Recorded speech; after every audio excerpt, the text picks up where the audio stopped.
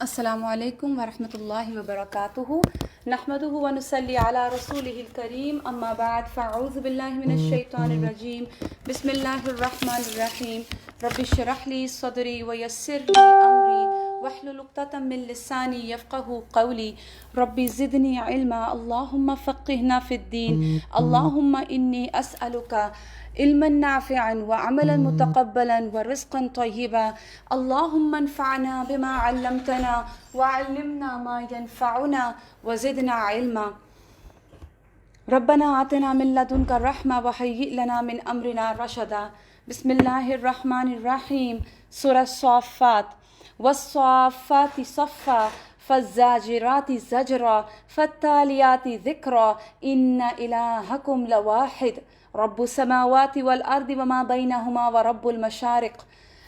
سورہ صافات بھی جو ہے یہ مکی دور کے درمیانی دور کے آخری حصے میں نازل ہوئی، اور پیغام اس کا بھی وہی ہے جو ہمارا رجوع اللہ کے سیریز میں میسج جو ہم کنوے کرنا چاہ رہے ہیں، جو یہ ہم سیکھنا چاہ رہے ہیں، وہ کیا کہ اللہ کے لیے ہم خود کو جھکا دیں۔ تو یہی پیغام اس صورت کا بھی ہے کہ اللہ کے لیے خود کو جھکا دو اس سے پہلے کہ قیامت کے دن تمہیں زبردستی جھکایا جائے۔ تو یہاں پہ ہم صورت کا آغاز کرتے ہیں اللہ کے نام سے جو بے انتہا مہربان اور رحم فرمانے والا ہے۔ والصافات صفا، قطار در قطار صف باندھنے والوں کی قسم، پھر ان کی قسم جو ڈانٹتے پھٹکارنے والے ہیں، پھر ان کی قسم جو کلام نصیحت سنانے والے ہیں۔ یہاں پر علماء اور مفسرین کا اس بات پر اتفاق ہے کہ اس سورت کی ابتدائی آیت میں جن کی قسم اٹھائی گئی ہے ان سے مراد فرشتے ہیں، اور اس بات کا تائید اس بات سے ہوتی ہے کہ سیدنا جابر سے مروی ہے، وہ کہتے ہیں رسول اللہ صلی اللہ علیہ وآلہ وسلم نے فرمایا تم لوگ اس طرح صف باندھا کرو جس طرح فرشتے بارگاہ الہی میں صف بستہ رہتے ہیں۔ تم لوگ سب سے پہلے اگلی صف پوری کیا کرو اور صف میں خوب مل کر کھڑے ہوا کرو۔ پہلی آیت میں ان فرشتوں کا ذکر ہے جو اللہ کے احکام کے منتظر ہوتے ہیں، اس کے دربار میں ہر وقت صف بستہ کھڑے رہتے ہیں، اور یہی ان کی عبادت ہے، اور جدھر ادھر حکم ہوتا ہے ادھر فوراً بجا لاتے ہیں، کوئی چوں چرا نہیں کرتے۔ اسی لیے اس صورت میں دیکھیے فرشتوں کی سبمیشن کی بات جہاں پر آتی ہے نا، وہاں پہ سب سے پہلی چیز جو آتی ہے، فرشتوں کا ذکر جہاں پر آتا ہے وہاں پہلی چیز ذہن میں آتی ہے اطاعت۔ تو یہاں پر بھی یہی چیز سامنے آ رہی ہے کہ پہلی بات وہ والصافات صفا، وہ فرشتے جو صف بستہ کھڑے ہیں، کس لیے کھڑے ہیں؟ اللہ کے احکامات کے منتظر، ادھر اللہ کا حکم ہوا ادھر وہ اس کو بجا لاتے ہیں۔ دوسری آیت میں ان فرشتوں کا ذکر ہے جو تدبیر امور پہ کائنات پر مامور ہیں، زاجر ڈانٹنے والے، ڈانٹ ڈپٹ کرتے ہیں، کیوں؟ تاکہ اللہ کا حکم جلد سے جلد بجا لائیں۔ حدیث میں یہ بھی آتا ہے نا کہ یہ جو بادلوں کی چمکنا اور گرجنا ہوتا ہے یہ بھی فرشتوں کی ایک ڈانٹ ہوتی ہے بادلوں کو۔ تو یہ کائنات کا امور جو سر انجام دینے کے لیے بھی جو ڈانٹ پھٹکار وہ کرتے ہیں، یہ ان کی قسم بھی کھائی گئی۔ اور پھر اس کے بعد فالتالیات ذکرا، تیسری مراد وہ فرشتے ہیں جو خود بھی اللہ کے ذکر میں مشغول رہتے ہیں اور انسان کی روحانی غذا یا ہدایت کا واسطہ بھی بنتے ہیں، پیغمبروں پر اللہ کا حکم لے کر آتے ہیں، نیک لوگوں میں اچھی باتیں ان کے دلوں میں القاء کرتے ہیں، الہام کرتے ہیں، تسبیحات کرتے ہیں۔ تو یہ تین اقسام فرشتوں کی یہاں اللہ سبحانہ تعالیٰ نے بتائیں کہ صف بستہ کھڑا ہونے والے فرشتوں کی قسم، پھر ان کی جو ڈانٹ ڈپٹ کرتے ہیں، پھر ان کی جو ذکر یعنی قرآن کی تلاوت کرنے والے ہیں، قرآن پہنچانے والے ہیں۔ اور اب دیکھیے یہاں پر ایک جو صفت ہے وہ ہے صف بنانا، صفیں درست کرنا۔ براء بن عازب کہتے ہیں کہ رسول اللہ صلی اللہ علیہ وآلہ وسلم ایک کنارے سے دوسرے کنارے تک صف کے اندر آتے تھے نمازوں کے دوران، ہمارے سینوں اور مونڈوں کو برابر کرتے، چھوتے تھے اور فرماتے تھے آگے پیچھے نہ ہو ورنہ تمہارے دل بھی ایک دوسرے سے مختلف ہو جائیں گے۔ آپ صلی اللہ علیہ وآلہ وسلم فرمایا کرتے تھے بے شک پہلی صف والوں پر اللہ اپنی رحمت نازل فرماتے ہیں اور فرشتے ان کے لیے دعا کرتے ہیں۔ اور آج اب دیکھیے ہمارا حال کیا ہو گیا، کیا ہماری حالت ہو گئی کہ مسجدوں میں نمازی نام کو نہیں، ایک اللہ کا جو اللہ کی طرف سے ہمارے اوپر سختی آئی ہوئی اور اس کے بعد جو ہیں وہ صفیں کتنی کتنی دور اور کتنے کتنے گیپس کے ساتھ موجود ہیں۔ ہم یہ تو دیکھ رہے ہیں کہ کرونا آ گیا اور کرونا کی وجہ سے یہ سب ہو گیا، ہم یہ نہیں دیکھ رہے کہ کرونا جو ہم پر مسلط ہوا ہے وہ کیوں ہوا ہے، اس میں کہیں نہ کہیں تو ہماری کمی تھی، کہیں نہ کہیں تو رجوع اللہ میں کمی آئی، جس کی سزا آج ہمیں اس شکل میں دی جا رہی ہے کہ ہماری مسجدیں ویران ہیں، رمضان کے مہینے میں مسجدیں ویران ہیں، اور ساری عام مسجدوں کو چھوڑ دیں اللہ کا گھر بیت اللہ شریف، آج آپ دیکھیں وہاں پہ کتنی صفیں ہوتی ہیں، 2 3، انتہائی اذیت کا منظر ہوتا ہے وہ۔ اللہ سبحانہ تعالیٰ ہمارے اوپر سے اس عذاب کو جلدی ٹالے اور ہم سب کو سکون والی اور اطمینان والی زندگی عطا فرمائے۔ تو یہاں فرشتوں کی بات کی گئی، اور پھر اللہ سبحانہ تعالیٰ ان کی قسم کھا کے اور بتا رہے ہیں کیا، رب السماوات والارض وما بینہما ورب المشارق، کہ تمہارا رب آسمانوں کا رب، زمین کا رب اللہ سبحانہ تعالیٰ ہے، اور مشرقوں کا رب۔ یہ جو لفظ کہا گیا نا مشرق مشارق، ان سے مراد بے شمار مشرق ہیں۔ دیکھیے سورج ہمیشہ عین مشرق کی سمت سے طلوع نہیں ہوتا، بلکہ گرمیوں میں اس کا مشرق جو ہے وہ شمال کی طرف تھوڑا سا موو کر جاتا ہے، سردیوں میں جنوب کی طرف موو کر جاتا ہے۔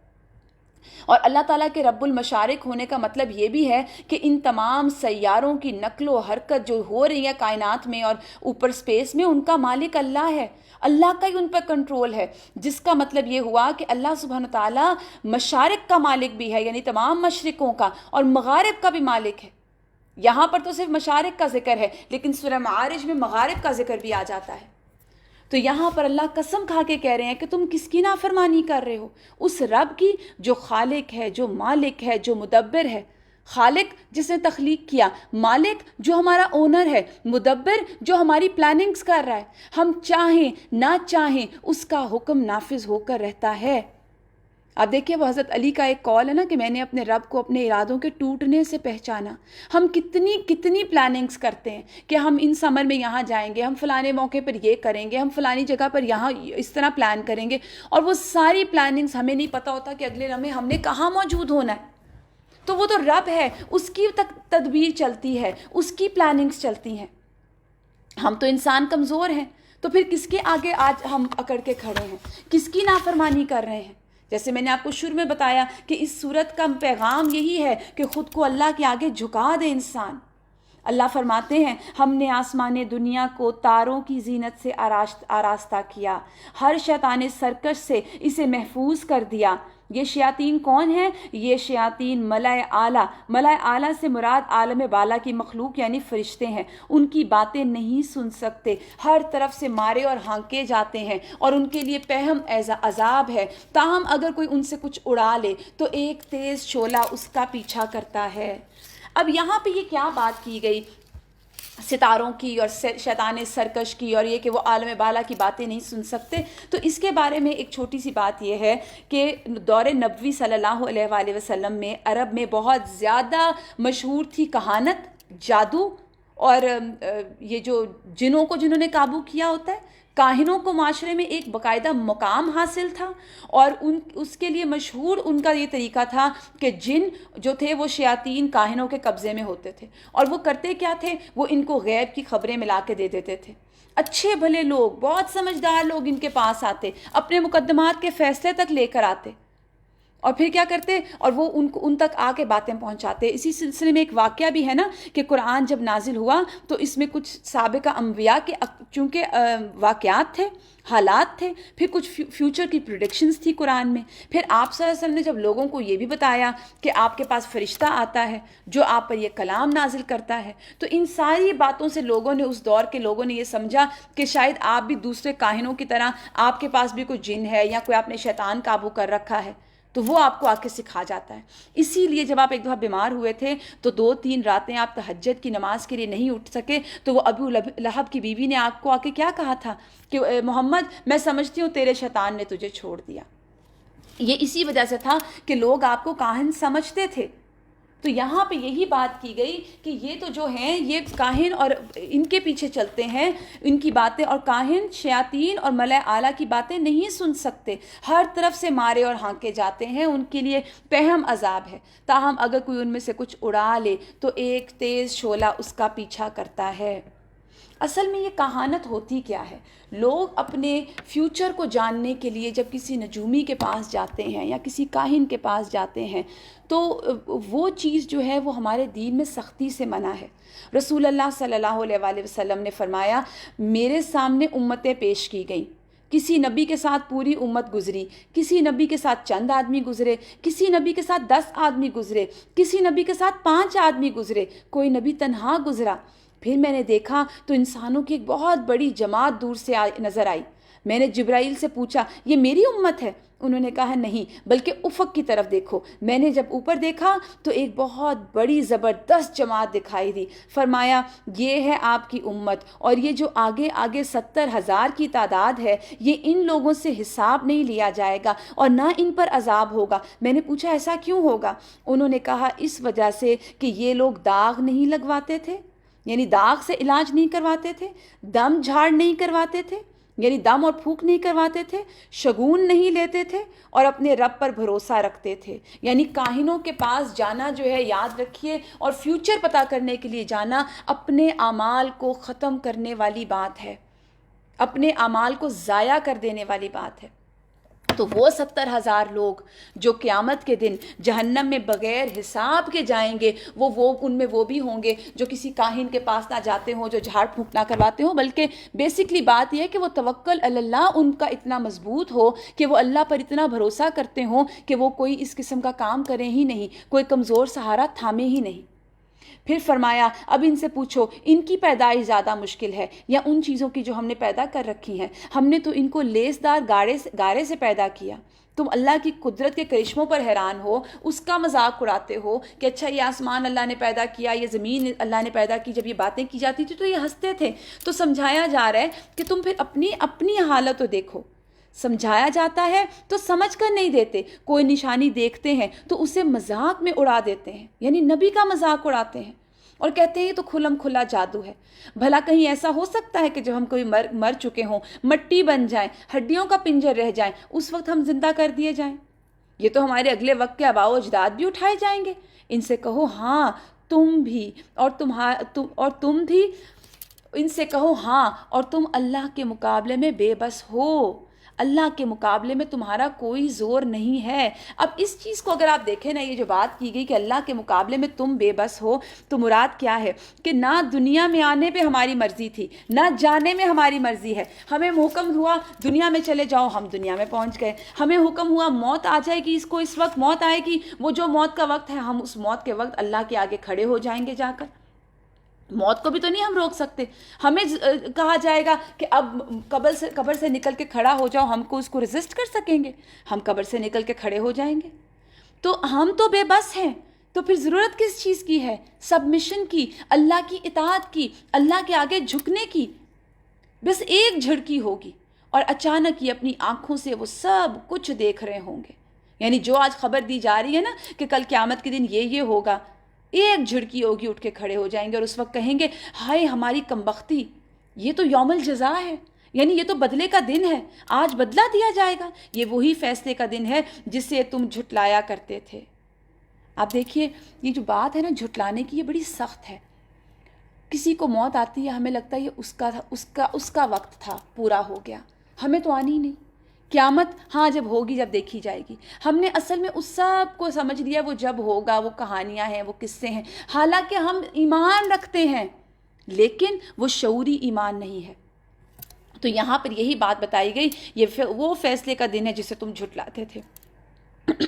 حکم ہوگا گھیر لاؤ سب ظالموں اور ان کے ساتھیوں اور ان معبودوں کو جن کی وہ خدا کو چھوڑ کر بندگی کیا کرتے تھے، پھر ان سب کو جہنم کا راستہ دکھاؤ۔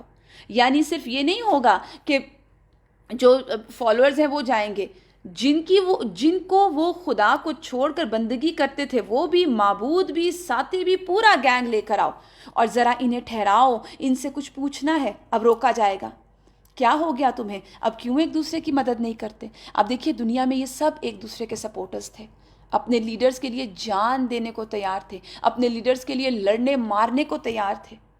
قیامت کے دن جب جہنم میں پھینکا جانے لگے گا تو وہیں روک لیے جائیں گے اور پھر آج تو یہ اپنے آپ کو ایک دوسرے کے حوالے کیے دے رہے ہیں. یعنی کیا مراد ہے اس کی؟ یعنی ایک دوسرے پہ بلیم گیم شروع ہو جائے گی. ایک دوسرے کو کہیں گے کہ میں نے تو کچھ نہیں کیا، وہ کہے گا اس نے مجھے بہکایا تھا.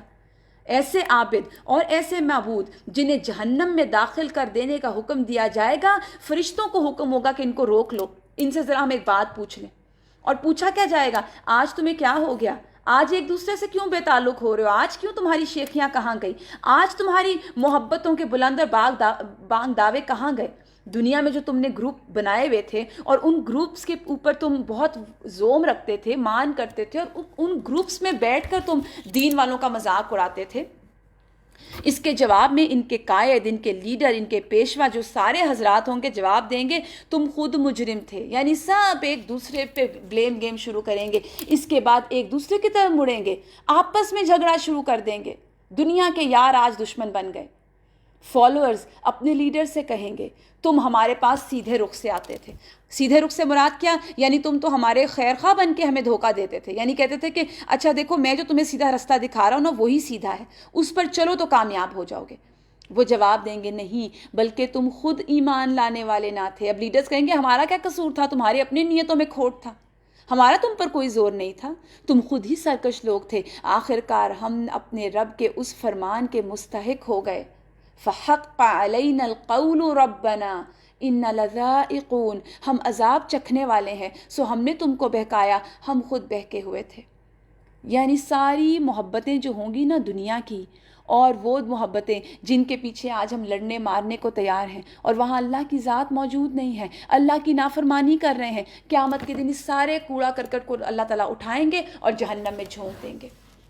اللہ فرماتے ہیں اِنَّا كَذَلِكَ نَفْعَلُ بِالْمُجْرِمِينَ، ایسے ہی ہم مجرموں کے ساتھ کریں گے، یہی ہوگا مجرموں کے ساتھ. إِنَّهُمْ كَانُوا إِذَا قِيلَ لَهُمْ لَا إِلَهَ إِلَّا اللَّهُ يَسْتَكْبِرُونَ. اللہ اکبر.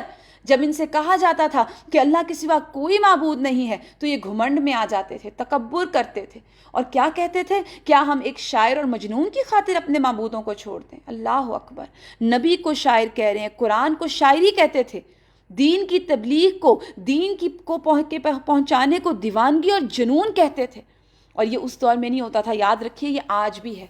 آج بھی آپ جب قرآن کی بات سے کسی کو سمجھائیں گے نا تو وہ پہلی بات کہے گا کہ آپ تو بہت فنیٹک ہیں، آپ تو بہت فنڈامنٹلسٹ ہیں، اور آپ تو بہت زیادہ سخت باتیں، ریجڈ باتیں کرتے ہیں.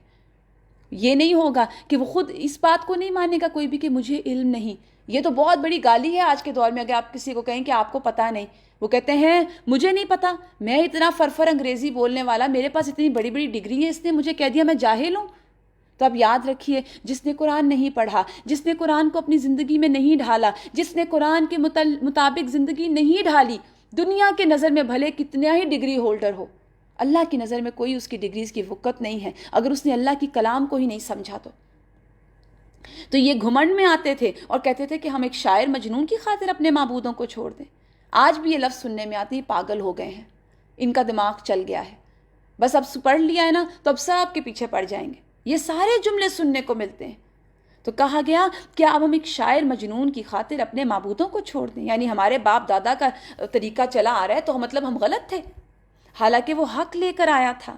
دیکھیے نبی اور شاعر میں کوئی مماثلت ہو ہی نہیں سکتی. شاعر کیا کرتا ہے؟ اپنے ماحول سے علم لیتا ہے، دیکھتا ہے کہ لوگ کیا چاہتے ہیں، ان کے مطابق جھوٹی سچی باتیں ملاتا ہے اور ایک کلام پیش کر دیتا ہے، اور لوگوں سے صرف واہ واہ چاہتا ہے. جھوٹ ہوتا ہے اس کے کلام میں، مبالغہ ہوتا ہے، ایگزیجریشن ہوتی ہے، غلو ہوتا ہے. جبکہ اللہ کا کلام تو ایسی بےہودگیوں سے پاک ہے. شاعر اور نبی میں زمین آسمان کا فرق ہے. ان کو شاعر اور نبی کا فرق نظر بھی آتا تھا لیکن مانتے نہیں تھے، جانتے تھے. آپ دیکھیے پیغمبروں کو کفار اور بالخصوص وہ لوگ جو آخرت کے منکر ہوتے ہیں نا، وہ دیوانہ کہتے ہی ہیں. جو دنیا میں اپنا لائف سٹائل، میں بار بار آپ سے لائف سٹائل کی بات کرتی ہوں، جو اپنے لائف سٹائل پہ کمپرومائز نہیں کرنا چاہتے نا، ان کو دوسرے پاگل لگتے ہیں. جب آپ ان کو جا کے دین کی بات کہیں گے، وہاں ان کو ان کا لائف سٹائل چھوڑنا پڑتا ہے، ان کو اپنی شو بازیاں چھوڑنی پڑتی ہیں، ان کو اپنی شیخیاں کم کرنی پڑتی ہیں. وہاں ان کا حال کیا ہو جاتا ہے؟ وہ کہتے ہیں اچھا ہم سے نہیں ہوتا، یہ ہم نہیں کر سکتے. تو ان کے خیال میں مرنے کے بعد جی اٹھنا، اللہ کے سامنے پیش ہونا، قیامت کے ہولناک مناظر، جنت جہنم، سب طلسماتی باتیں، پتہ نہیں کب ہوگا، ایسے ہی باتیں بنائی ہوئی تم لوگوں نے. تو یہاں یہی بات سکھائی گئی کہ نبی پیغمبر جو ہوتا ہے وہ شاعر نہیں ہوتا، اس کو جنون نہیں ہوتا، وہ حق بتا رہا ہوتا ہے، حالانکہ وہ حق لے کر آیا، اس نے رسولوں کی تصدیق کی۔ اب اس سے کہا جائے گا تم لازماً دردناک عذاب کا مزہ چکھنے والے ہو، اور تمہیں جو بدلہ دیا جائے گا، کیوں دیا جائے گا، یہ بدلہ کیوں ملے گا؟ وَمَا تُجْزَوْنَ إِلَّا مَا كُنْتُمْ تَعْمَلُونَ، بار بار قرآن کا مضمون ہے کہ بدلہ وہی ملے گا جو تم عمل کر رہے ہو، جو تم نے کام کیا اسی کی جزا ملے گی۔ ایسا نہیں ہو، دنیا میں ایسا نہیں ہوتا کہ پیپر آپ کا ہو اور مارکس کسی اور سٹوڈنٹس کے اس پہ چھپ جائیں، تو قیامت کے دن ایسا کیسے ہوگا؟ ہمارا جو پیپر پرچہ کھلے گا نا، اس میں جو ہماری مارکنگ ہوگی اس کے مطابق ہی ہمارا رزلٹ نکلے گا۔ مگر اللہ سبحانہ تعالیٰ یہاں پر اپنے کچھ چیدہ بندوں کا ذکر کریں گے، اور یہی وجہ ہے اس صورت کو سلیکٹ کر کے آپ کے سامنے پیش کرنے کی، کہ ہم اتنے دنوں سے پڑھ رہے ہیں کہ اللہ کی نافرمانی نہیں کرنی چاہیے، اللہ سبحانہ تعالیٰ کے ساتھ رجوع کرنا چاہیے، اللہ کے قرآن پر عمل کرنا چاہیے۔ تو یہاں پر ہمارے سامنے اب انشاءاللہ آگے ہم پڑھیں گے کچھ ایسی مثالیں کہ اللہ کے بندے جنہوں نے اللہ کو کہا وہ ہمارا رب ہے، پھر وہ اس پر ایسے جمے کہ ان کو دنیا کی کوئی طاقت اس سے نہیں ہٹا سکی، دنیا کی کوئی محبت ان کو نہیں روک سکی۔ الا عباد اللہ المخلصین، اللہ کے چنے ہوئے بندے جنہوں نے جب اللہ کو اپنا رب مانا تو اپنا ہر عمل اللہ کے لیے کیا۔ یہ چنے ہوئے بندے نا اخلاص کے ساتھ ہیں، تو اپنے لیے اخلاص کی دعا مانگا کریں کہ اللہ میرے ہر عمل کو اپنے لیے خالص کر لے۔ یہ لفظ جو ہے نا مخلصین، آپ اس سے سمجھیے مثال کے طور پر جو چیز آرگینک ہوتی ہے، خالص ہوتی ہے، اس کی اتنی ویلیو ہوتی ہے۔ تو اللہ کے ہاں بھی جو چیز جتنی خالص ہوگی، جتنی ملاوٹ سے پاک ہوگی، جو عمل صرف اللہ کے لیے ہوگا اور چھپا کے ہوگا اور دل میں بھی صرف یہ ہوگا کہ اللہ راضی ہو جائے، اس کو ویلیو کیا جائے گا۔ اللہ یہاں پہ بتا رہے ہیں اولئک لہم رزق معلوم، ان کو ایک معلوم جانا بوجھا فیملیئر رزق دیا جائے گا۔ کیسا؟ ہر طرح کی لذیذ چیزیں، نعمت بھری جنتیں جن میں وہ عزتوں کے ساتھ رکھے جائیں گے۔ یہ جو عزت کی بات ہے نا، کل بھی ہم نے کی تھی کہ وہ رب سے، اپنے رحمان سے بن دیکھے ڈرتے تھے، تو جو بن دیکھے رب سے ڈرتا ہے وہ کوئی گناہ کر نہیں سکتا، وہ اپنے رب کو عزت دیتا ہے، اس لیے عزت کے ساتھ رکھے جائیں گے کیونکہ دنیا میں انہوں نے اپنے رب کو عزت دی۔ تختوں پر آمنے سامنے بیٹھیں گے، انجوائے کریں گے، وہاں شراب کے چشموں سے ساغر بھر بھر کے ان کے درمیان پھیرائے جائیں گے، بیوٹیفل ینگ بوائز ہوں گے ویٹر کے طور پہ جو بھرے ہوئے خوبصورت جام کے گلاسز، خوبصورت ڈرنکس لوگوں کے آگے پیش کریں گے۔ اور یہ کیسی شراب ہوگی؟ یہ چمکتی ہوئی شراب، عربی میں شراب پینے کی چیز کو بھی کہتے ہیں، جو پینے والوں کے لیے لذت ہوگی، نہ اس کے جسم کو نقصان دے گی، نہ اس سے عقل خراب ہوگی۔ ان کے پاس نگاہیں بچانے والی خوبصورت آنکھوں والی عورتیں ہوں گی، ایسی نازک جیسے انڈے کے چھلکے کے نیچے چھپی ہوئی جھلی۔ یہاں پہ ان کی سکن کی نرمی اور ان کی سکن کی خوبصورتی بتائی جا رہی ہے۔ اب ایسے موقع پہ خواتین کافی ذرا پریشان ہو جاتی ہیں کہ یہ تو مردوں کا ریوارڈ ہے، ہمارے لیے کیا؟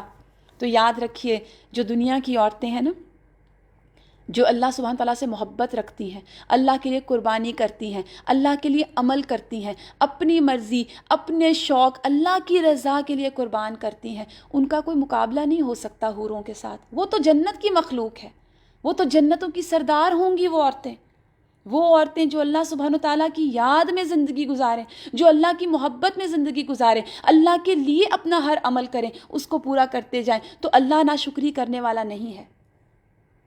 پھر وہ ایک دوسرے کی طرف متوجہ ہو کر حالات پوچھیں گے۔ اب یہاں پہ بڑی خوبصورت منظر کشی کی جا رہی ہے کہ جنت میں گوسپنگ، گپ شپ بھی لگائیں گے، آپس میں بات چیت کریں گے، پرانے حالات ڈسکس کریں گے، پرانی باتیں جیسے ہم بھی دنیا میں کرتے ہیں نا، وہ ہاں دادی یہ کیا کرتی تھیں، وہ پھپھو یہ کرتی ہوتی تھیں، خالہ ایسے آتی تھیں۔ تو ان میں سے ایک شخص کہے گا دنیا میں میرا ایک دوست تھا، میرا ہم نشین تھا، مجھے کہا کرتا تھا کیا تم بھی تصدیق کرتے ہو، یعنی تم بھی آخرت کو مانتے ہو، تم بھی ایمان لاتے ہو، تم بھی ماننے والوں میں سے ہو؟ کیا ماننے والوں میں سے؟ کیا واقعی جب ہم مر کے مٹی ہو جائیں گے، ہڈیوں کا پنجر رہ جائیں گے، تو ہمیں جزا اور سزا دی جائے گی؟ اب کیا آپ لوگ دیکھنا چاہتے ہیں وہ صاحب کہاں ہیں؟ یہ کہہ کر وہ جو ہی جھکے گا تو جہنم کی گہرائی میں اس کو دیکھ لے گا۔ کچھ 1400 سال پہلے تو یہ بات سمجھنی کچھ مشکل تھی کہ ایک دم جھک کے کیسے دیکھ لے گا، لیکن آج کل کے دور میں تو قطعاً مشکل نہیں ہے۔ ہمیں بھی جب کسی سے کام یا کوئی بات کرنی ہو، آپ ایک دم ایک کال ملاتے ہیں واٹس ایپ پہ ویڈیو چیٹ، اور آپ کی ویڈیو کال شروع ہو جاتی ہے۔ تو وہ کہے گا، یہ کہہ کر جو ہی جھکے گا تو جہنم کی گہرائی میں دور اس کو پڑا ہوا دیکھ لے گا، اسی شخص کو جو آخرت کا انکار کرتا تھا۔ اور اس سے خطاب کر کے کہے گا خدا کی قسم تو مجھے تباہ کر دینے والا تھا، اگر میرے رب کا فضل شامل نہ ہوتا تو آج بھی میں ان لوگوں میں ہوتا جو پکڑے ہوئے ہیں۔ اچھا تو کیا ہم مرنے والے نہیں ہیں؟ یعنی اب انداز کلام صاف بتا رہا ہے کہ اسے اپنے دوزخ کے دوست سے کلام کرتے ہوئے اچانک ایک جنتی شخص اپنے آپ سے ہم کلام کرنے لگتا ہے نا، اب یہ خود کلام کر رہا ہے، وہ کہے گا اچھا اب ہم مرنے والے نہیں ہیں؟ یہ کہا کرتا تھا موت جو آنی ہے بس وہ آ چکی، ختم ہو گئی موت، اب ہمیں کوئی عذاب نہیں ہونا۔ اب یہ پوچھا جا رہا ہے اس سے، یعنی تو انفلوئنس کرنے میں یہ کہتا تھا کہ بس موت جو آئے گی تو ہم مل کے مٹی ہو جائیں گے، کچھ نہیں بچے گا۔ تو اب بتاؤ ہم مرنے والے نہیں، موت جو آنی تھی ختم ہو گئی۔ یہی عظیم الشان کامیابی ہے، یہ کامیابی ہے۔ ہمارے ہاں کیا کامیابی ہے؟ ہم کس کو کامیابی سمجھتے ہیں؟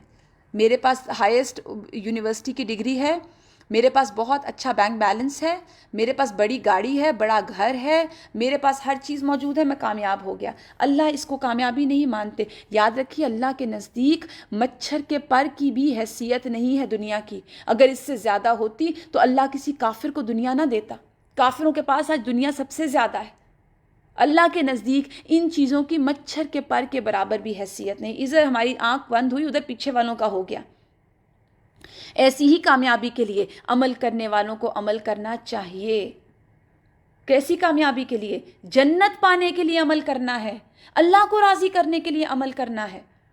پھر فرمایا اذالک خیر، یہ بہتر ہے، نزلاً مہمانی، ام شجرۃ الزقوم، یا زقوم کا درخت بہتر ہے۔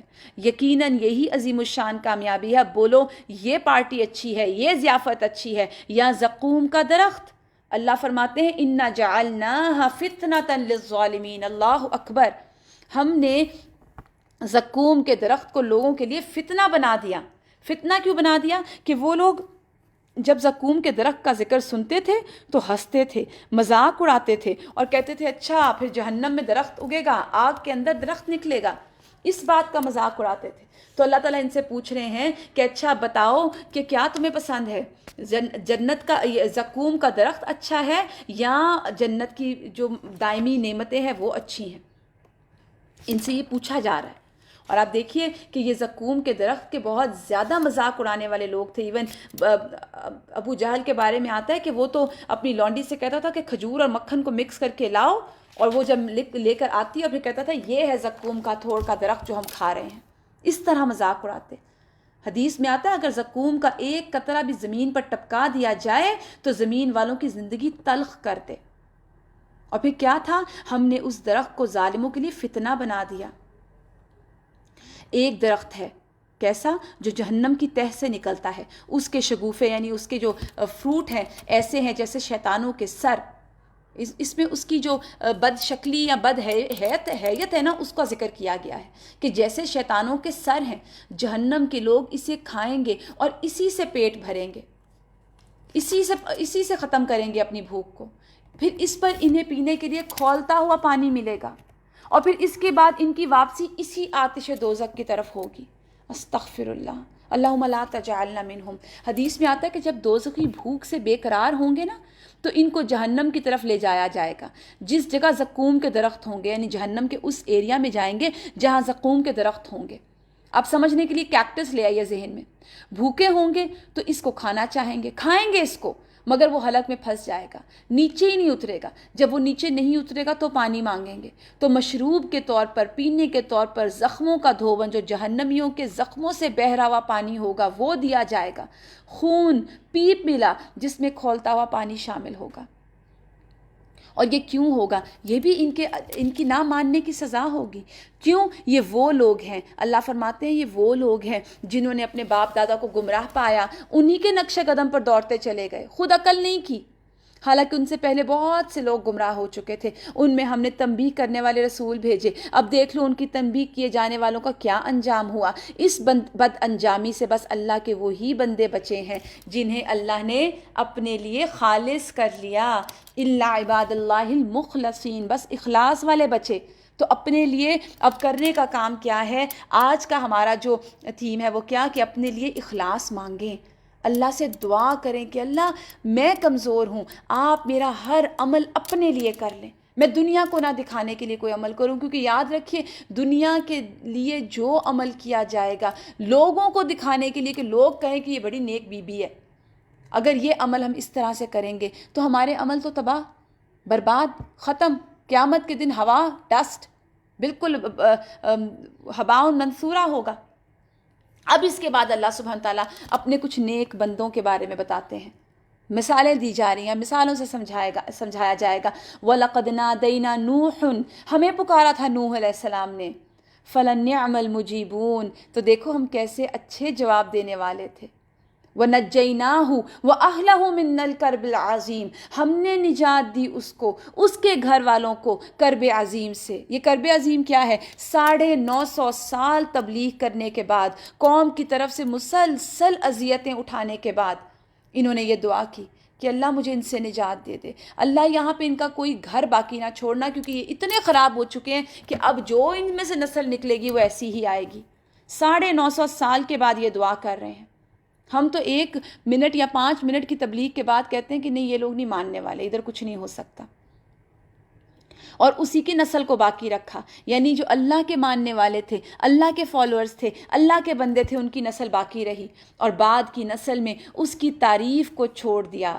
یعنی آج بھی آپ دیکھیے کہ نوح علیہ السلام کو تو ہم سب جانتے ہیں اور ان کو اتنی ویلیو کی جاتی ہے کہ ان کو آدم ثانی کہا جاتا ہے۔ کیوں؟ کیونکہ آدم علیہ السلام کی جتنی اولاد تھی وہ طوفان نوح میں ختم ہو گئی تھی۔ نوح علیہ السلام کی اولاد اور نوح علیہ السلام کے بچوں سے پھر جو نسل چلی اس سے دنیا بنی، تو ان کو آدم ثانی کہا جاتا ہے، اور وہ اسی وجہ سے کہ اللہ نے ان کی تعریف اور توصیف دنیا میں چھوڑ دی۔ لیکن جو لوگ ان کو تکلیف دیتے تھے، جو ان کے ساتھ برائی کرتے تھے، جو ان کو اذیتیں دیتے تھے، آج ہم میں سے کون ان کو جانتا ہے؟ آپ میں سے کوئی یا مجھ میں سے کوئی ان میں سے کسی ایک کا نام بھی آپ جانتے ہیں؟ نہیں۔ اللہ سبحانہ تعالیٰ کہتے ہیں ہم نے اس کو خالص کیا، یہ اللہ کے بندے ہیں نا، وَتَرَكْنَا عَلَيْهِ فِي الْآخِرِينَ، ہم نے اس کا ذکر باقی رکھا اگلی نسلوں میں، ہم نے اس کی تعریف چھوڑ دیا باقی نسلوں میں۔ کیوں اللہ نے آج تک ہم حضرت نوح علیہ السلام کو جانتے ہیں؟ آج تک آنے والے لوگ کیوں جانتے ہیں؟ کیونکہ اللہ نے ان کے ذکر کو زندہ رکھنا چاہا، اور اللہ کس کا ذکر زندہ رکھتا ہے؟ جو اللہ کی خاطر خاص عمل کرتا ہے۔ سلام علی نوح فی العالمین، اللہ تعالیٰ کہتے ہیں سلام ہے نوح پر تمام دنیا والوں میں، ہم نیکی کرنے والوں کو ایسی جزا دیتے ہیں۔ اِنَّا كَذَلِكَ نَجْزِي الْمُحْسِنِينَ، ہم احسان کرنے والوں کو ایسی جزا دیتے ہیں۔ یہ جو لفظ احسان ہے نا، یہ سمجھ لیجئے آج کا جو کی ورڈ ہے وہ یہی ہے کہ احسان کرنے والوں کو جزا ملتی ہے۔ احسان کا لفظ کیا ہے؟ کسی بھی چیز کو بیوٹیفلی کرنا، اس طریقے پہ کرنا، حسن سے ہے نا یہ لفظ، کہ وہ خوبصورت نظر آنے لگے، وہ اچھا لگنے لگے۔ اس میں آپ حدیث جبرائیل یاد کر لیں کہ حضرت جبرائیل علیہ السلام نے جب آ کے پوچھا تھا رسول اللہ صلی اللہ علیہ وآلہ وسلم سے کہ احسان کیا ہے، تو آپ صلی اللہ علیہ وسلم نے کیا کہا تھا کہ تو اس طرح عمل کرے کہ گویا تو اللہ کو دیکھ رہا ہے، اور اگر اتنا نہیں تو یہ تو ہو ہی کہ اللہ تجھے دیکھ رہا ہے۔ آپ دیکھیے کہ ہمیں پتہ ہو کہ میں جو کر رہا ہوں، چلیے سوچیں اس وقت جو آپ دل میں سوچ رہے ہیں یا میں جو بول رہی ہوں، ہمیں پتہ چلے کہ ہمارا رب سن رہا ہے، حالانکہ وہ سن رہا ہے، وہ موجود ہے، تو ہمارے عمل میں ایک خود بخود خوبصورتی آ جائے گی نا۔ ہمیں پتہ ہو کہ ہم نماز پڑھ رہے ہیں، چلیں نماز کو چھوڑیں، کسی کو پتہ ہو کہ ہماری ویڈیو بن رہی ہے، آپ شادی میں بیٹھے ہیں، مووی کیمرے والا آ گیا، ہم سب سے پہلے اپنے آپ کو درست کر لیتے ہیں۔ کیوں؟ کیونکہ ہم بیوٹیفل نظر آئیں، ہم بیسٹ نظر آئیں، خوبصورت نظر آئیں۔ احسان کیا ہے؟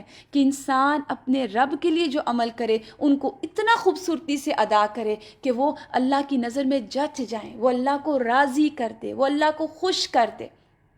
اس کو ایک اور طریقے سے آپ سمجھیے، آپ نے ایک عام سالن ہنڈیا بنا لی، آپ نے آلو گوشت بنایا اور جا کے رکھ دیا ٹیبل پہ اسی طرح سے دیگچی میں اٹھا کے، اور ساتھ ہی آپ نے سب کچھ لوازمات کے بغیر بس اس کو ٹیبل پہ رکھ دیا اور کہا کھا لو، گھر والوں سے کہا۔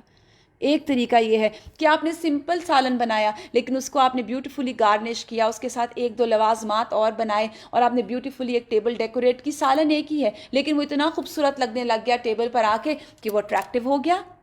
تو عمل وہی ہے جو دوسرے لوگ بھی کر رہے ہیں، لیکن اس کے اندر نیت اتنی خوبصورت ہو، نیت صرف اللہ کے لیے ہو، اللہ کے لیے خالص ہو، رسول اللہ صلی اللہ علیہ وآلہ وسلم کے طریقے کے مطابق ہو، تو وہ اپنے آپ خوبصورت بن جاتا ہے، وہ اپنے آپ پسندیدہ بن جائے گا۔ تو یہ جو چیز ہے یہ بہت خوبصورت بات ہے کہ احسان کے لیول پر کام کرنا. حضرت نوح علیہ السلام کی جو یہاں پر اللہ سبحانہ تعالیٰ تعریف کر رہے ہیں وہ کیا کہ وہ احسان کے درجے پہ کام کرنے والے تھے, وہ محسنین تھے, خوبصورتی سے انہوں نے کام کیے اللہ کے لیے جو بھی کیے. انہو من عبادنا المؤمنین ثم اغرقنا الآخرین, وہ تو مومن بندے تھے, باقیوں کو تو ہم نے غرق کر دیا. وَإِنَّ مِن شِيعَتِهِ لَإِبْرَاهِيمَ, اور اسی میں نوح کے طریقے پہ چلنے والا ابراہیم تھا. اب یہ بہت ہی خوبصورت واقعہ, جن واقعات کی بیس پہ یہ صورت آج ہم نے سلیکٹ کی ہے, ابراہیم علیہ السلام اللہ کے خلیل, اللہ کے دوست.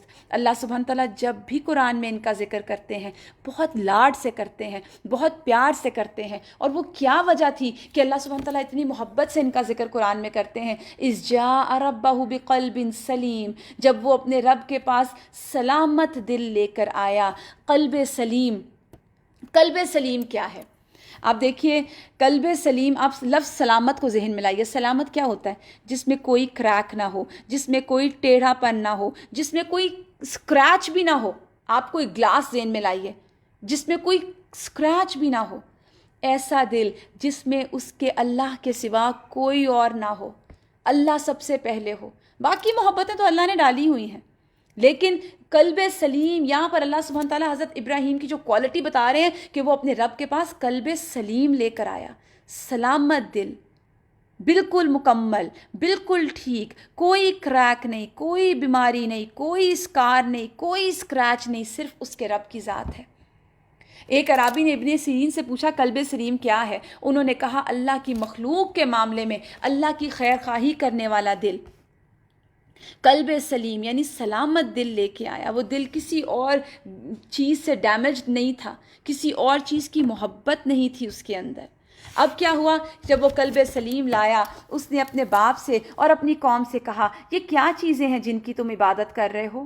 کیا اللہ کو چھوڑ کر تم جھوٹے معبود خود گھڑ لیتے ہو؟ سیدنا ابراہیم علیہ السلام کا اصل وطن عراق تھا, شہر بابل کا علاقہ تھا. یہ لوگ ستارہ پرست تھے اور بالخصوص 7 مشہور سیاروں کی پوجا کرتے تھے, جس میں سورج, چاند, زہرہ, عطارد, مشتری, مریخ اور زحل کی چال سے یہ خوب واقف تھے. اور ان سیاروں کے انسانی زندگیوں پر اثرات کے بھی یہ سختی سے قائل تھے. اور ان تمام سیاروں کے انہوں نے الگ الگ مندر بھی تعمیر کر رکھے تھے, جن میں ان سیاروں کے ایک انہوں نے خیالی مجسمے بنائے ہوئے تھے اور ان کو پوجتے تھے. اور سیاروں کی خوشنودی کے لیے ان کے سامنے نظریں رکھتے, ان کے آگے کھانے رکھتے, ان کے آگے بہت ہی مہنگی مہنگی انواع و اشیاء رکھتے. اور یہ اس قدر مشرک تھی یہ قوم کہ جس میں سیدنا ابراہیم مبعوث ہوئے کہ کوئی ایک شخص بھی دین پر نہیں تھا.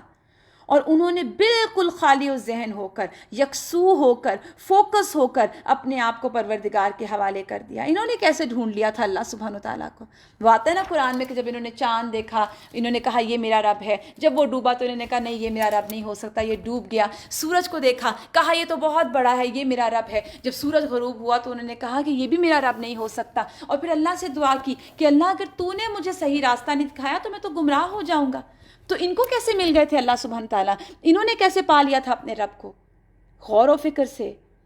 کیا اللہ کو چھوڑ کر خود گھڑے ہوئے معبود آپ چاہتے ہیں؟ ابھی اپنے والد سے بات کر رہے ہیں. آخر رب العالمین کے بارے میں آپ کا کیا گمان ہے؟ پھر اس نے تاروں پر نگاہ ڈالی, کہا میری طبیعت خراب ہے. اب یہ ان کا کوئی جشن کا دن تھا, کوئی عید کا دن تھا ان کا, اور یہ لوگ کوئی اس میں کوئی بہت بڑی ان کی فیسٹیول ہوتا تھا. اب جو وہ فیسٹیول ہوا تو سب کی سب قوم وہاں پر گئی اور حضرت ابراہیم کو بھی کہا گیا کہ آپ ساتھ چلیں. اور آپ کو پتہ ہے کہ حضرت ابراہیم کو جو والد تھا وہ شاہی مندر جو تھا ان کا بت تراش تھا, ان کا بت فروش تھا. جب حضرت ابراہیم نے ان کو نصیحت کی تو بگڑ گیا, اپنی قوم کی طرف متوجہ ہوا. اور پھر آپ نے اپنی قوم سے سوال کیے, اپنے والد سے سوال کیے. اور اس کے بعد جب ان کے فیسٹیول کا دن آیا تو جب سب کے سب فیسٹیول کے لیے نکل گئے تو بتوں کے آگے کچھ کھانے پینے کی نظر و نیاز کی چیزیں رکھیں اور یہ سب کے سب چلے گئے. اب جب حضرت ابراہیم نے یہ دیکھا کہ یہ چلے گئے ہیں تو ان کو تو موقع مل گیا, تو انہوں نے ان سے کہا کہ میری تو طبیعت خراب ہے, میں تو تم لوگوں کے ساتھ نہیں جا سکتا. چنانچہ وہ لوگ ان کو چھوڑ کر چلے گئے. ان کے پیچھے وہ چپکے سے ان کے معبودوں کے مندر میں گھس گیا اور بولا آپ لوگ کھاتے کیوں نہیں؟ کیا ہو گیا آپ لوگ بولتے بھی نہیں؟ اس کے بعد وہ ان پر پل پڑا، سیدھے ہاتھ سے خوب ضربیں لگائیں۔ واپس آ کر وہ لوگ بھاگے بھاگے اس کے پاس آئے۔ اس نے کہا کیا تم اپنی ہی تراشی ہوئی چیزوں کو پوچھتے ہو؟ اب سب کو پتہ چل گیا کہ یہ کام ابراہیم کا ہی ہے، کیونکہ وہی پیچھے رہ گیا تھا۔ انہوں نے جب دیکھا، اور حضرت ابراہیم کے بارے میں آتا ہے کہ انہوں نے بڑے بت کے ہاتھ میں کلہاڑا چھوڑ دیا اور باقی سب کو توڑ دیا، اور ان کو پتہ چل گیا کہ یہ ابراہیم کا ہی کام ہو سکتا ہے، کیونکہ وہی ایسی باتیں کرتا ہے۔ حالانکہ اللہ نے تم کو پیدا کیا اور ان چیزوں کو بھی جنہیں تم بناتے ہو۔ انہوں نے آپس میں کہا اس کے لیے ایک الاؤ تیار کرو، اسے دہکتی ہوئی آگ کے ڈھیر میں پھینک دو۔ کہا جاتا ہے کہ حضرت ابراہیم کا جو باپ تھا آزر، وہ بھی اس آگ کو جلانے میں پیش تھا۔ اب دیکھیے دونوں باپ بیٹا دونوں ایکسٹریم پر ہیں۔ باپ بھی ایکسٹریم پر ہے اپنے مشن میں، بیٹا بھی ایکسٹریم پہ ہے اپنے مشن پہ۔ باپ برائی کے لیے ہے، باپ مشرکانہ طرز عمل پر زندگی گزار رہا ہے، اور بیٹا توحید پر ہے۔ اور باپ کو آج دنیا کیسے یاد کرتی ہے، اور بیٹے کو دنیا کیسے یاد کرتی ہے۔ ابراہیم علیہ السلام کو سب اپنا بڑا کہتے ہیں، خواہ وہ یہود ہے، خواہ وہ عیسائی ہے، خواہ وہ مشرک تھے، وہ سب ابراہیم کو اپنا بڑا مانتے تھے۔ آزر کو کون جانتا ہے؟ کیونکہ کوششیں دونوں کر رہے تھے، لیکن دونوں کی ڈائریکشنز فرق تھیں۔ پھر کیا ہوا کہ ابراہیم انہوں نے اس کے خلاف کارروائی کرنی چاہی، مگر ہم نے ان کو نیچا دکھا دیا۔ آپ کو پتہ نا کہ آگ کو اللہ سبحانہ تعالیٰ نے کہا تھا نا کہ اے آگ ابراہیم پر ٹھنڈی ہو جا۔ اللہ سبحانہ تعالیٰ کے لیے انسان جب قربانی کرتا ہے نا، اور اپنے ایمان کو نہیں جانے دیتا، اپنے ایمان کو تھام کے رکھتا ہے اور اپنے ایمان کو سنبھال کے رکھتا ہے، تو اللہ سبحانہ تعالیٰ اپنے ساتھیوں کے لیے، اپنے دوستوں کے لیے لا آف نیچر چینج کر دیتے ہیں۔ آگ کی نیچر کیا ہے؟ جلانا۔ آگ تو نہیں دیکھتی کہ میرے اندر نبی آیا یا میرے اندر عام انسان آیا۔ آگ کیسے ٹھنڈی ہو گئی؟ اللہ کا حکم تھا، لا آف نیچر اللہ نے بدل دیا اپنے بندے کے لیے۔ ابراہیم نے کہا میں اپنے رب کی طرف جاتا ہوں، انی ذاہب الی ربی سیہدین، میں اپنے رب کی طرف جاتا ہوں، وہ میری رہنمائی کرے گا، یعنی اپنے رب کی خاطر گھر اور وطن میں چھوڑ رہا ہوں۔ اب یہ قربانی شروع ہو گئی، یہاں سے ابراہیم علیہ السلام کی آپ قربانیاں دیکھتے جائیں۔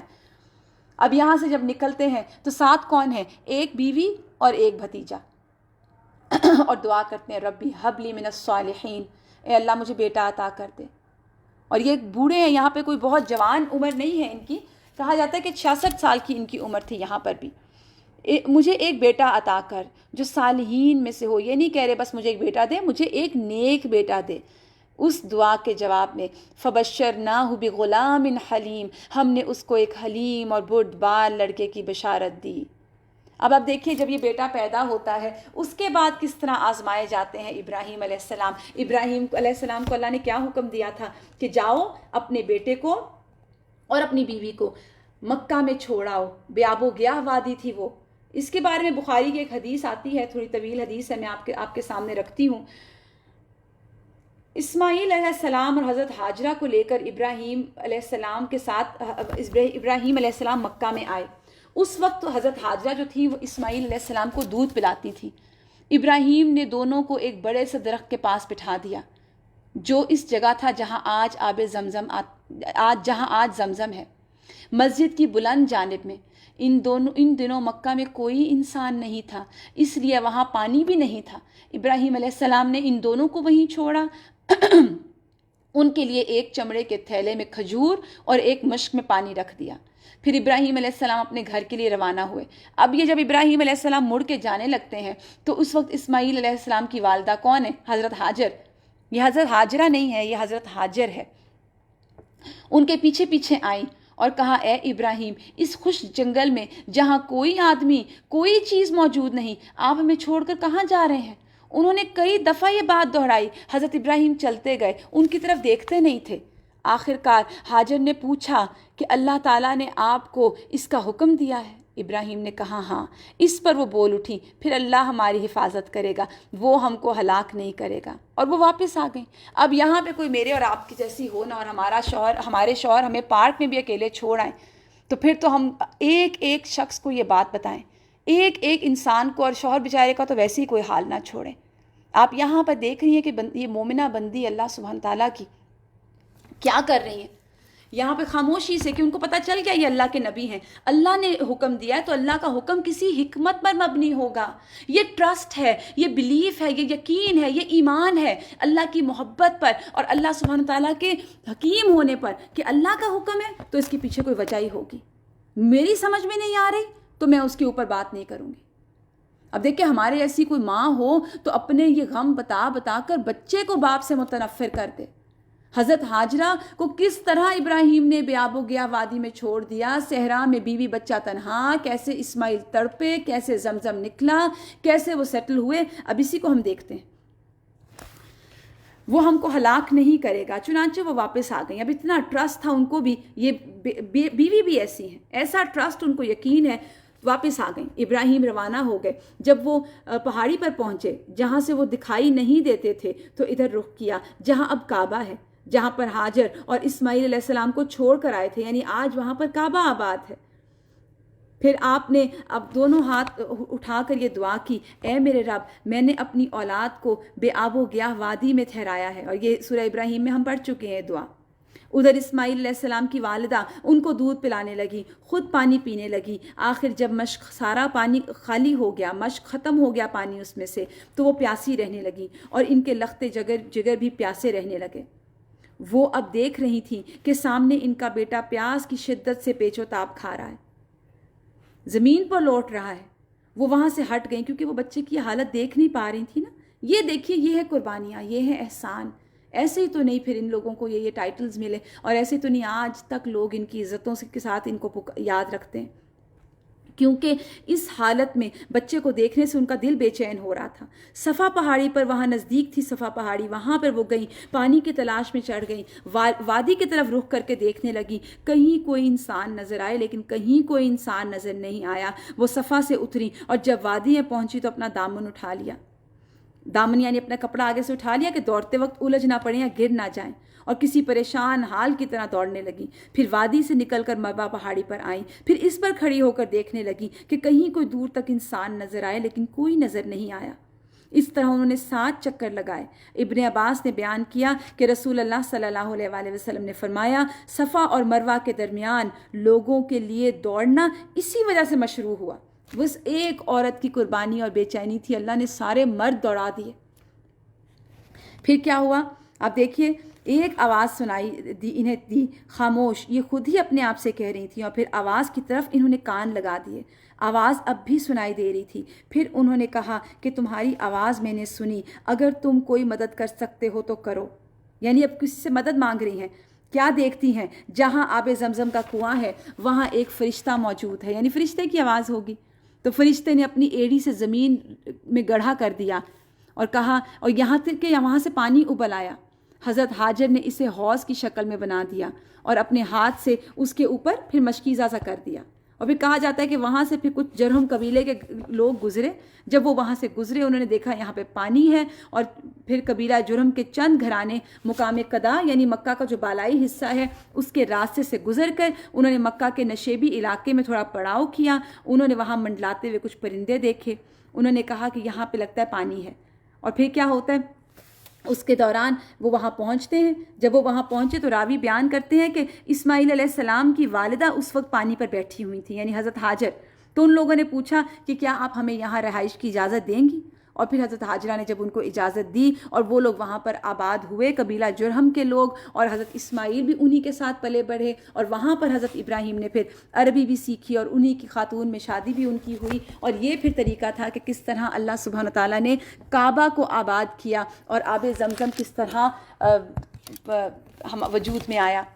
تو یہاں پر آپ دیکھیے کہ یہ قربانی کی پوری ایک داستان ہے، ابراہیم علیہ السلام کی قربانی. اور پھر اب آگے دیکھیے مزید قربانی. اللہ سبحانہ تعالیٰ نے ہر محبت ابراہیم علیہ السلام کی ٹیسٹ کی. باپ کی محبت، اس کے بعد اولاد کی محبت، اور پھر وہاں پہ بس نہیں، بیوی کی محبت. جب ان کو چھوڑ کر وہ بے آب و گیا وادی سے نکل آئے، اور اس کے بعد ابراہیم علیہ السلام جب نکلتے ہیں پھر اللہ نے ان کو ایک حلیم اور بردبار لڑکے کی بشارت دی. وہ لڑکا جب ان کے ساتھ دوڑ دھوپ کرنے کی عمر کو پہنچا، یعنی بیٹا پیدا ہوا، چھوڑ کر صحرا میں چلے گئے، کئی سال ملاقات نہیں کی. اب جب ذرا بڑا ہو گیا دوڑ دھوپ، یعنی بچہ جب باپ کے ساتھ کام کرنے کی عمر کو آتا ہے، تو ایک روز ابراہیم نے کہا بیٹا میں خواب دیکھتا ہوں کہ میں تجھے ذبح کر رہا ہوں۔ اللہ اکبر! آپ دیکھیے اتنا پیارا بیٹا، پہلا بیٹا، حلیم، بردبار اور بہت ہی اوبیڈینٹ بچہ، اور ماں کی تربیت تھی نا جس نے باپ کا فرما بردار بنایا تھا، اور باپ کہہ رہا ہے کہ میں تو خواب دیکھ رہا ہوں، میں تجھے ذبح کر رہا ہوں، تو بتا تیرا کیا خیال ہے؟ اب جو بیٹا تھا وہ بھی نبی تھا، اور اس کو پتا ہے کہ میرا باپ بھی نبی ہے۔ اب یہاں نبوت تو نہیں ملی تھی حضرت اسماعیل کو، لیکن ان کو یہ پتا تھا کہ میرے والد جو ہیں وہ نبی ہیں، اور میرے والد کا خواب جو ہے وہ عام خواب نہیں ہے، کیونکہ نبیوں کے خواب تو دراصل وحی ہوتے ہیں۔ انہوں نے اب وہ کیا کہتے ہیں، اب بچے کی آپ دیکھیے کس قدر سبمیشن اور کس قدر تمیز والا بچہ ہے، اور کس قدر باپ کی بات مان رہا ہے۔ قال یا ابت افعل ما تؤمر، اے ابا جان آپ کو جو حکم دیا جا رہا ہے کر ڈالیے، اللہ کا حکم خیر سمجھ کے کر لیں۔ توکل کی انتہا تھی۔ آج کی اولاد کو اگر ہم یہ کہہ دیں کہ بیٹھو اور قرآن سن لو، وہ ان کو ایسا لگتا ہے جیسے پتہ نہیں اماں نے حکم کیا دے دیا، ہم کس مشکل میں پڑ گئے۔ اور یہاں باپ کیا کہہ رہا ہے، ذبح کرنے کی بات کر رہا ہے، اور وہ کہہ رہا ہے کہ آپ انشاءاللہ ستجدنی انشاءاللہ من الصابرین، آپ مجھے انشاءاللہ صابروں میں سے پائیں گے، میں صبر کروں گا۔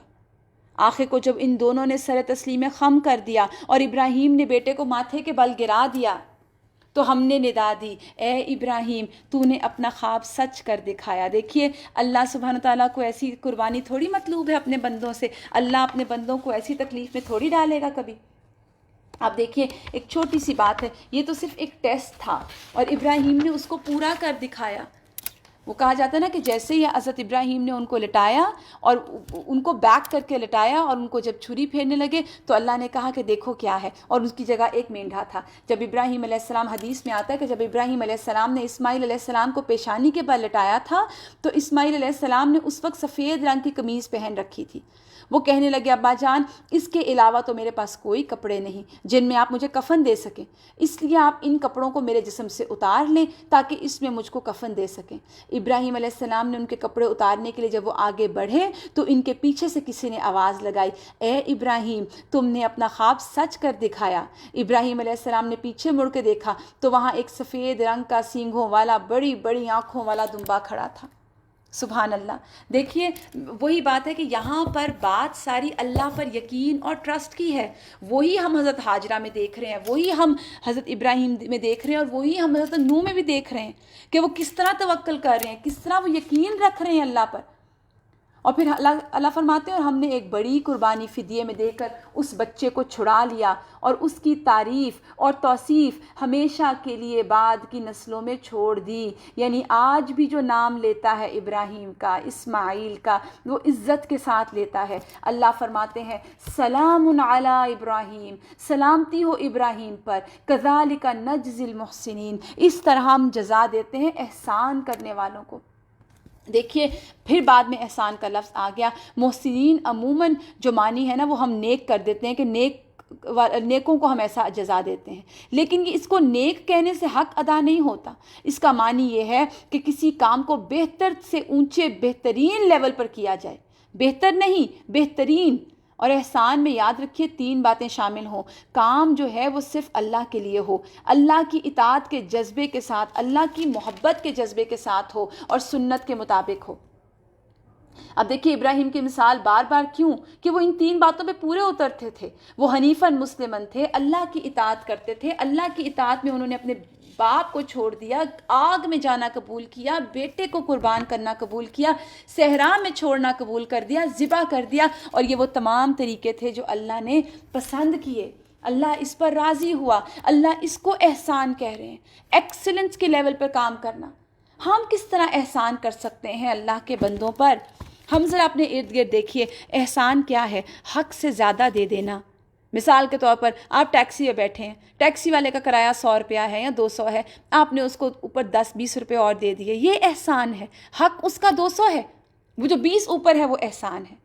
آپ نے کسی کو قرضہ دیا، اس قرضے کو ادائیگی کے لیے آپ نے اس کو مہلت دے دی، آپ کا حق ہے آپ اپنا قرضہ واپس لیں، لیکن جو آپ مہلت دے رہے ہیں اس کو، وہ احسان ہے، وہ آپ کے عمل کا حسن ہے۔ آپ کو پتہ ہے نا کہ عرش کے سائے کے نیچے جگہ دلانے والی چیز ہے یہ لوگوں کو۔ اگر وہ قرضہ لیں اور ان کو اس قرض میں کوئی مہلت دے تو وہ انسان قیامت کے دن اللہ کے عرش کے سائے کے نیچے ہوگا۔ پھر آپ کے پاس ملازمین ہیں، آپ ملازمین کا کام ہے، آپ ان کو پے کر رہے ہیں، اگر وہ اپنا کام کر رہے ہیں اور آپ ان کے ساتھ ان کے کچھ برتن دھلوا دیں یا ان کے ساتھ کام کروا دیں، یہ نیت رکھ کے کہ یہ میں اس کے اوپر صدقہ کر رہی ہوں، تو یہ بھی احسان ہے۔ اور پھر احسان میں نے آپ کو جیسے بتایا کہ حسن سے ہے، خوبصورتی، کسی بھی کام میں خوبصورتی کو پیدا کرنا احسان ہے۔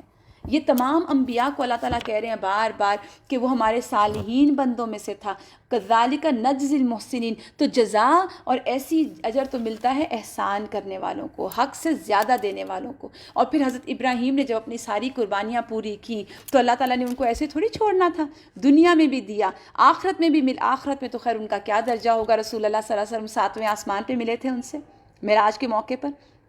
اللہ فرماتے ہیں یقیناً وہ ہمارے مومن بندوں میں سے تھا اور ہم نے اسے اسحاق کی بشارت دی، ایک نبی صالحین میں سے، اور اسے اسحاق کو برکت دی۔ یعنی اسحاق کو کیسے برکت ملی؟ ابراہیم سے اسحاق، اسحاق سے یعقوب، یعقوب سے یوسف، اور چلتے چلتے چین حضرت عیسیٰ تک آتی ہے۔ اور حضرت بنی اسماعیل میں رسول اللہ صلی اللہ علیہ وآلہ وسلم آتے ہیں۔ ابراہیم علیہ السلام کے بعد تمام انبیاء ان کی نسل میں سے اٹھائے گئے۔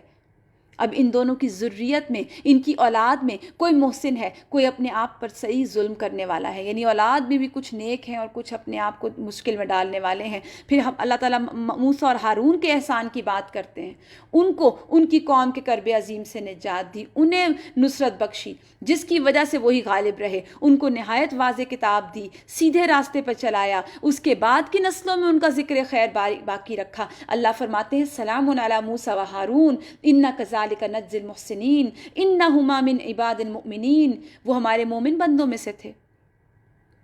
اسی طرح الیاس علیہ السلام کا ذکر اللہ تعالیٰ کرتے ہیں، یاد کرو جب اس نے اپنی قوم سے کہا تھا تم لوگ ڈرتے نہیں ہو کیا، تم لوگ بال کو پکارتے ہو، احسن الخالقین کو چھوڑ دیتے ہو، اور اس اللہ کو جو تمہارے اور تمہارے اگلے پچھلے آباء و اجداد کا رب ہے، ان کی بھی قوم نے جھٹلا دیا۔ اللہ تعالیٰ فرماتے ہیں ان سب نے جھٹلا دیا، سو اب یقیناً وہ سزا کے لیے پیش کیے جانے والے ہیں، بجز ان کے جن کو اللہ نے خالص کر لیا۔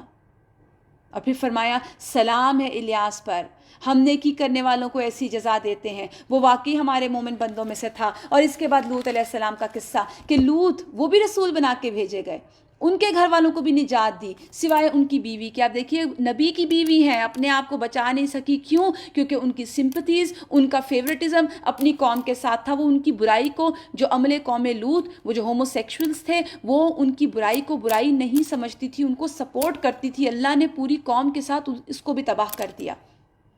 اور یقیناً یونس علیہ السلام بھی رسولوں میں سے تھا۔ اب یونس علیہ السلام کا قصہ تو بہت ہی خوبصورت ہے، آپ سب جانتے ہیں۔ اللہ فرماتے ہیں یاد کرو جب ایک بھری کشتی کی طرف بھاگ نکلا۔ اب یہ کیوں بھاگے تھے؟ کیونکہ ان کی قوم چونکہ بات نہیں مان رہی تھی، یہ اللہ کا حکم آئے بغیر ہی قوم کو ناراضگی میں چھوڑ کے چلے گئے۔ آگے ایک کشتی آئی، اس کشتی پہ یہ سوار ہو گئے۔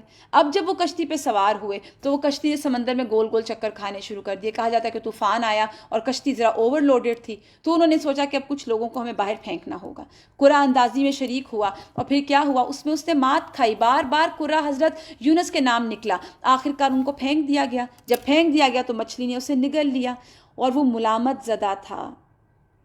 ان فکروں پر غور کرنے سے جو صورت سمجھ آتی ہے وہ یہ کہ حضرت یونس جس کشتی میں سوار ہوئے وہ اپنی گنجائش سے بھری ہوئی تھی، اور پھر کیا ہوا، ملامت زدہ تھے، یعنی ان کو اپنے گناہ پر ملامت تھی، شرمندگی تھی، رجوع کرنا چاہ رہے تھے۔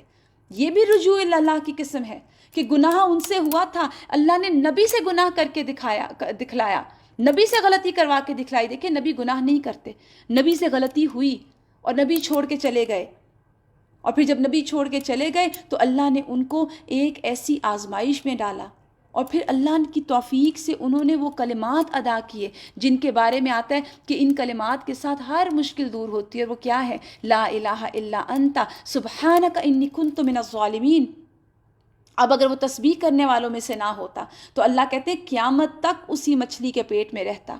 یہ تسبیح انہوں نے کی کیا تھی کہ اللہ تو پاک ہے، تیرے اندر کوئی عیب نہیں، تیرے اندر کوئی کمزوری نہیں، اللہ ظلم میں نے کیا ہے، اللہ غلطی میری ہے، اللہ خطا میری ہے۔ اور اللہ کو اتنا پسند ہے انسان کا سرنڈر کرنا، اللہ کو اتنا پسند ہے انسان کا رجوع کرنا، اللہ کو اتنا پسند ہے انسان کا اپنی غلطی ماننا کہ اللہ اس شخص کے لیے ساری راستے آسان کر دیتے ہیں، پچھلی غلطیاں مٹا دیتے ہیں۔ آخر کار ہم نے اسے بڑی سقیم حالت میں ایک چٹیل میدان میں پھینک دیا اور اس پر ایک بیلدار درخت اگایا۔ کہا جاتا ہے کدو کا درخت تھا، اور حضرت یونس کو جب مچھلی نے پھینکا تو ان کی سکن بھی اتر گئی ہوئی تھی، کیونکہ وہ مچھلی کے پیٹ میں ایسے ایسے ایسڈز تھے کہ جس کی وجہ سے ان کی سکن گل گئی تھی۔ اس کے بعد ہم نے اسے 1 لاکھ یا اس سے زیادہ لوگوں کی طرف بھیجا، وہ ایمان لائے، اور پھر ہم نے ایک خاص وقت تک انہیں باقی رکھا۔ حضرت یونس کی قوم کے علاوہ اور کسی قوم کا ایسا نہیں ملتا کہ وہ لوگ واپس آ گئے ہوں، پلٹ آئے ہوں۔ حضرت یونس کی قوم سے جب حضرت یونس ناراض ہو کر چلے گئے تو قوم ڈر گئی، گھبرا گئی، ایک میدان میں کھڑی ہوئی اور استغفار کی، اور اللہ نے ان کو بخش دیا۔ پھر ذرا ان لوگوں سے پوچھو، ان کے دل کو یہ بات لگتی ہے؟ تمہارے رب کے لیے تو ہو بیٹیاں اور ان کے لیے ہو بیٹے، کیونکہ اہل مکہ کہتے تھے نا کہ فرشتے اللہ کی بیٹیاں ہیں۔ تو یہاں پر اللہ تعالیٰ ان کے اس بات کو ٹوٹل نگیٹ کر رہے ہیں کہ تم لاؤ اپنی کتاب اگر تم سچے ہو۔ ایسی بات نہیں ہے۔ انہوں نے اللہ اور ملائکہ کے درمیان نسب کا رشتہ بنا دیا، یعنی اللہ اور فرشتوں کے درمیان رشتہ داری بنا دی، حالانکہ ملائکہ خوب جانتے ہیں کہ وہ مجرم لوگوں کی حیثیت سے پیش ہونے والے ہیں، یعنی یہ لوگ جو انکار کرنے والے ہیں اور جو نہیں مان رہے اور جو فرشتوں کے ساتھ ایسی فرشتوں کو اللہ کا بیٹیاں بناتے ہیں، وہ مجرم کی حیثیت سے پیش ہونے والے ہیں۔ اللہ ان صفات سے پاک ہے جو اس کے خالص بندوں کے سوا دوسرے لوگ اس کی طرف منسوب کرتے ہیں۔ یعنی اللہ کے خالص لوگ جو ہوتے ہیں نا، وہ اللہ سبحانہ تعالیٰ کے ساتھ کسی کو شریک نہیں کرتے۔ بس تم اور تمہارے معبود اللہ سے کسی کو پھیر نہیں سکتے مگر صرف اس کو جو دوزخ کی بھڑکتی ہوئی آگ میں جھلسنے والا ہو۔ اور ہمارا حال تو یہ ہے کہ ہم میں سے ہر ایک کا ایک مقام مقرر ہے، اور ہم صف بستہ خدمتگار ہیں اور تسبیح کرنے والے ہیں۔ یعنی فرشتوں کی اپنی اپنی ریپلیسمنٹ ہے۔ فرشتوں کی حیثیت کیا ہے کہ وہ اللہ نے ان کا مقام مقرر کیا، اللہ سبحانہ تعالیٰ نے ان کی جگہ مقرر کی، اور وہ ہر وقت تسبیح کرتے ہیں۔ ایک مرتبہ رسول اللہ صلی اللہ علیہ وسلم نے حضرت جبرائیل سے پوچھا کہ آپ نے کبھی اپنے پروردگار کو دیکھا ہے؟ انہوں نے جواب دیا کہ میرے اور اللہ سبحانہ تعالیٰ کے درمیان نور کے 70 پردے اور حجاب ہیں، یعنی اگر میں اپنے مقام سے ذرا سا بھی آگے بڑھنے کی کوشش کروں گا تو میں جل جاؤں گا۔ اللہ فرماتے ہیں یہ لوگ پہلے تو کہا کرتے تھے کہ کاش وہ ہمارے پاس کوئی ذکر ہوتا، یعنی ہمیں بھی کتاب ملتی۔ اہل مکہ کہتے تھے نا کاش جس طرح یہودیوں کو تورات ملی ہے، عیسائیوں کو انجیل ملی ہے، ہمیں بھی کوئی کتاب ملتی تو ہم بھی چنے ہوئے ہوتے۔ مگر جب وہ آ گئی تو انہوں نے انکار کر دیا۔ اب ان قریب انہیں اپنی روش کا نتیجہ معلوم ہو جائے گا۔ اپنے بھیجے ہوئے بندوں سے ہم پہلے ہی وعدہ کر چکے، یقیناً ان کی مدد آ جائے گی اور ہمارا لشکر غالب رہے گا۔ یعنی اہل ایمان اللہ کا لشکر ہوتے ہیں، یاد رکھیے وہی غالب رہیں گے۔ بس اے نبی صلی اللہ علیہ وآلہ وسلم ذرا مدت تک انہیں ان کے حال پر چھوڑ دو اور دیکھتے رہو، ان قریب یہ خود بھی دیکھ لیں گے۔ کیا یہ ہمارے عذاب کے لیے جلدی مچا رہے ہیں؟ اب جب عذاب ان کے صحن میں اترے گا تو وہ دن ان کے لیے کوئی اچھا نہیں ہوگا جس سے انہیں متنبع کیا جا چکا ہے۔ بس ذرا انہیں کچھ مدت کے لیے چھوڑ دو، دیکھتے رہو، ان قریب یہ خود بھی دیکھ لیں گے۔ سبحان ربک رب العزت عما یصفون وسلام علی المرسلین والحمد للہ رب العالمین۔ اللہ فرماتے ہیں پاک ہے تیرا رب، عزت کا مالک، ان تمام باتوں سے جو یہ لوگ بنا رہے ہیں، یعنی جن کو یہ شریک ٹھہراتے ہیں، جن کو اللہ کی شان میں شریک کرتے ہیں۔ اللہ تو ان سے بہت بلند ہے، ان باتوں سے اللہ کی عظمت میں کوئی فرق نہیں پڑے گا، اللہ کی بڑائی میں کوئی فرق نہیں پڑے گا۔ سلام ہے ان لوگوں پر جنہوں نے تکلیفیں اٹھا کر بھی اللہ کا پیغام پہنچایا۔ پھر اللہ نے ان کو کیا کہا؟ میرے بندے، چنے ہوئے بندے۔ تو آج ہمارا جو یہ رجوع اللہ کا سیشن تھا، اس میں ہمارا تھیم کیا تھی کہ اللہ تعالیٰ ہمیں توفیق دے کہ ہم بھی اللہ کے سامنے حاضر ہوں اس حالت میں کہ ہمارے دل میں اللہ کے سوا کوئی نہ ہو۔ اللہ ہمیں بھی احسان کی توفیق دے، اللہ ہمیں بھی خالص عمل کی توفیق دے۔ اور اس سیشن کے آج کے سیشن کی تھیم یہ تھی اخلاص، ہر عمل صرف اور صرف اللہ کے لیے خالص۔ وآخر دعوانا ان الحمد للہ رب العالمین۔ سبحانک اللہم وبحمدک نشہد ان لا الہ الا انت نستغفرک ونتوب الیک۔ السلام علیکم ورحمۃ اللہ وبرکاتہ۔